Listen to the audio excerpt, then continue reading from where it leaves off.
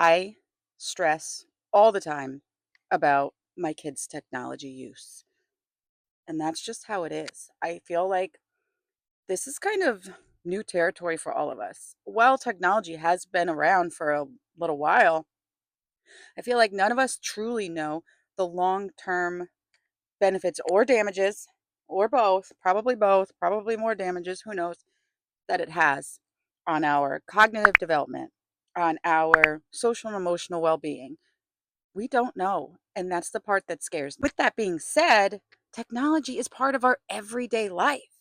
Whether you're an adult or a child, technology gets used. It gets used in the schools. It gets used for play dates. It gets used for entertainment. We use technology every. So what do we do as parents where there's something that we need, but also it's not so great for us? How do we navigate that?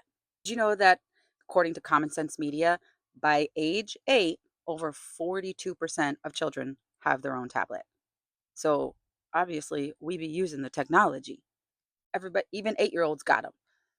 Here's though what I was able to learn about how technology can impact kids at different developmental stages. Babies and toddlers.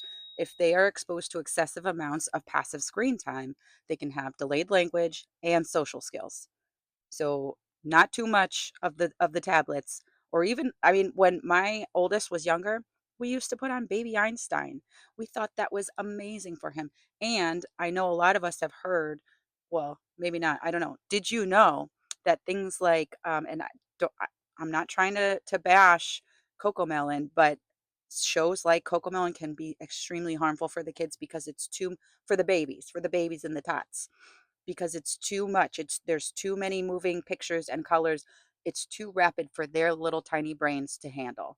So if you do put on shows for babies, look for more with solid backgrounds, non-moving pictures, less frequent flashy scenes. Okay. For our school age kids, they are having issues with keeping their attention. They are having increased anxiety and they are being overstimulated.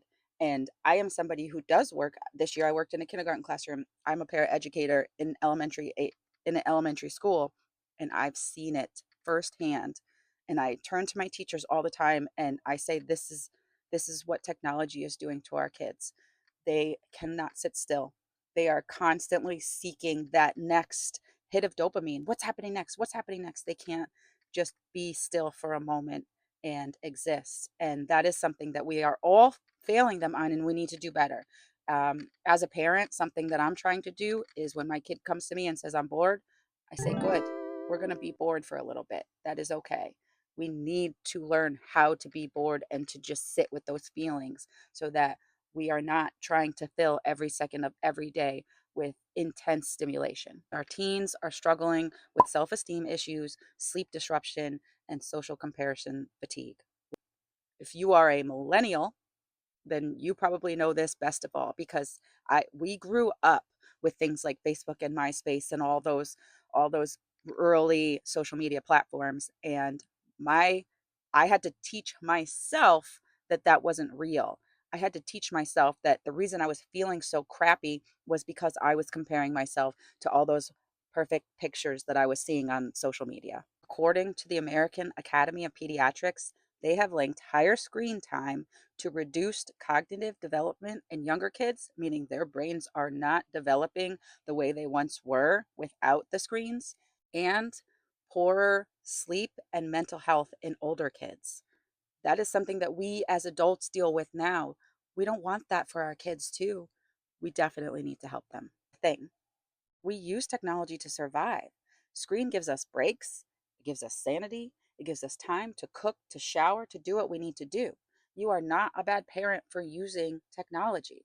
The goal isn't zero technology, it's just intentional technology. Regulated screen time with purpose and interaction, meaning maybe you watch along with them or it's a learning game, can be less harmful and actually beneficial. So if you are planning or having intent behind the times that your kids use technology, then we are less likely to cause more long term damage. As like most things, the key is balance. We need to balance their short term gain to their long-term well-being.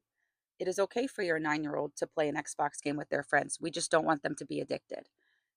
We don't want to be those mean parents. I don't want to be the mean mom that always says no, but also I've had to tell them many times, you might not like my answer, but my answer stays. And it's when you get older, I hope you will understand that I'm doing this because I love you. And that's how it's got to be. We use our iPads with purpose. Years ago, they used to be a treat. Now they are a babysitter, a therapist, and sometimes even a time machine.